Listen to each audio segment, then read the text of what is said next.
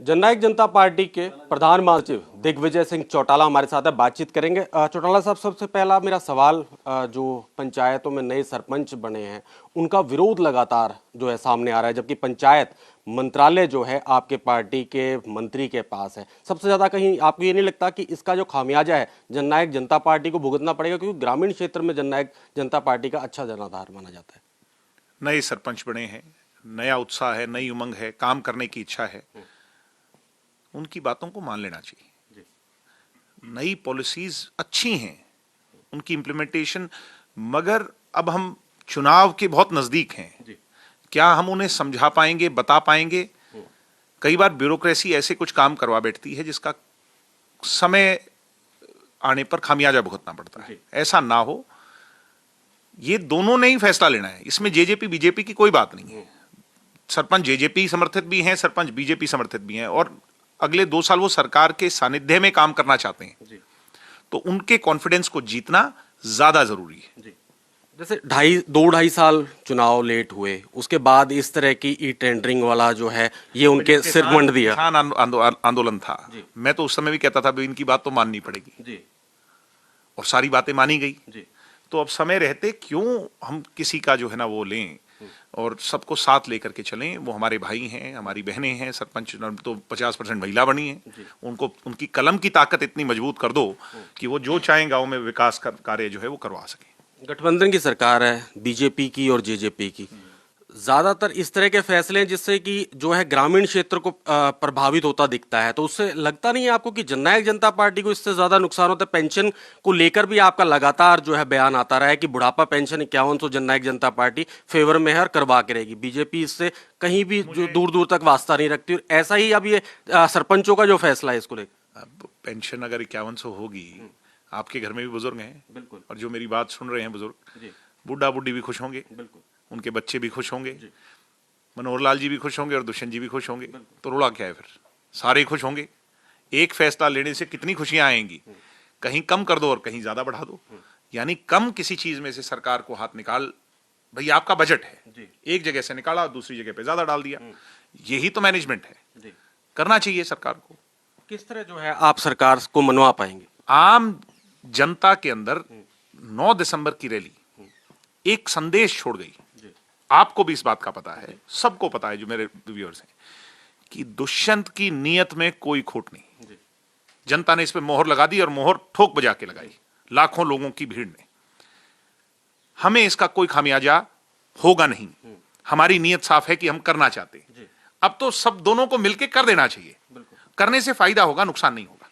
दिग्विजय चौटाला प्रधान महासचिव है, ये जो अब इस समय समस्या है सरपंचों वाली, इसको और बुढ़ापा पेंशन को जो है कहीं ना कहीं आप करवा देंगे? हमारा काम पार्टी के प्लेटफॉर्म पर इन सारी बातों को जनता में से ग्रैब कर सरकार तक पहुंचाने का है, वो हम कर रहे हैं। एक नफे सिंह राठी का जो एफआईआर दर्ज हुई है, उस पर जननायक जनता पार्टी को लेकर जो है कहा जा रहा है कि इसकी इन्वॉल्वमेंट ज्यादा दिख रही है। इस विषय को जो है जोर शोर से जननायक जनता पार्टी उठा। कहीं का मामला, किसी की सुसाइड हुआ, जेजेपी का कोई लेना देना नहीं। अभय सिंह जी तो जब खाना खाते हैं तब भी जेजेपी, रात को सोते हैं तब भी जेजेपी, सुबह उठते हैं तब भी जेजेपी। अब तो जेजेपी 5 साल की हो गई। इस फोबिया को थोड़ा दूर करें, कोई अच्छे डॉक्टर को दिखाएं। जेजेपी का कोई लेना देना नहीं, उससे लेना देना आपके प्रदेशाध्यक्ष का है। चौटाला साहब ने नफे सिंह राठी को हाथ पकड़ के पार्टी से निकाल के कहा था, गुंडा है इसलिए निकाल रहा हूं, ये गुंडागर्दी करता है, लैंड ग्रैबिंग करता है, बदमाशों को रखता है अपने साथ। आज उसी को सिर पे बिठा के और वो बना दिया। Abhay Singh ji is always surrounded with goons. इससे उन्हें पीछा छुड़वाना पड़ेगा।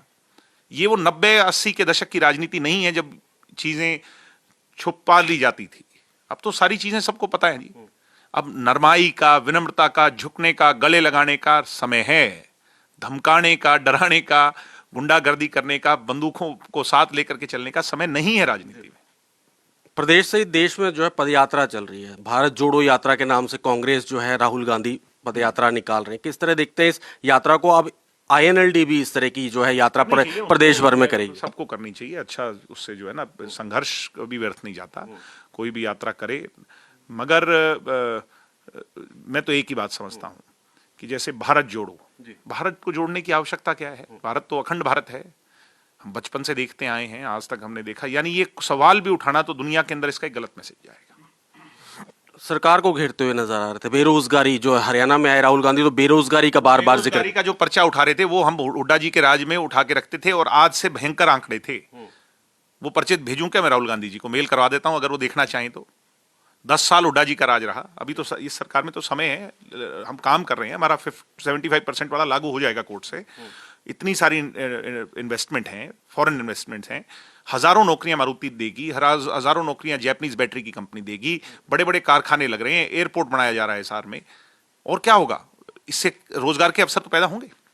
परिवार पहचान पत्र और जो कौशल रोजगार निगम को लेकर भी हुड्डा साहब ने सरकार को घेर रहे हैं कि हमारी सरकार अगर बनती है तो हम तुरंत प्रभाव से जो ये दोनों जो निर्णय है इनको खत्म कर देंगे, रद्द कर देंगे। वो तो विरोध में रह करके सबको वो प्रशंसा कैसे करेंगे? भूपेंद्र हुड्डा जी मनोहर लाल जी की या दुष्यंत जी की प्रशंसा कर सकते हैं क्या? तो हास्यास्पद सी बात है। मेरा आखिरी सवाल है कि जिला परिषदों में जो है चेयरमैन आप बनवा रहे हैं, जीते हैं और जो बचे हैं उनमें भी हम जीत जाएंगे। और जेजेपी की भी जो जेजेपी के 6 या 7 हमारे चेयरमैन बनेंगे। तो कंपटीशन बीजेपी और जेजेपी में ही दिख रहा कोई है। कंपटीशन नहीं, फ्रेंडली मैच है। हम बड़ी लड़ाई से पहले आपस में फ्रेंडली मैच खेल के मजबूत हो रहे हैं। तो अब लोकसभा 2024 विधानसभा जेजेपी बीजेपी इकट्ठे ही दिखेंगे जब मुझे तक। उम्मीद है मजबूती से इकट्ठे। शुक्रिया। तो ये जननायक जनता पार्टी के प्रधान महासचिव थे जिन्होंने कई विषयों पर लेकर जो है हमारे साथ खास चर्चा की।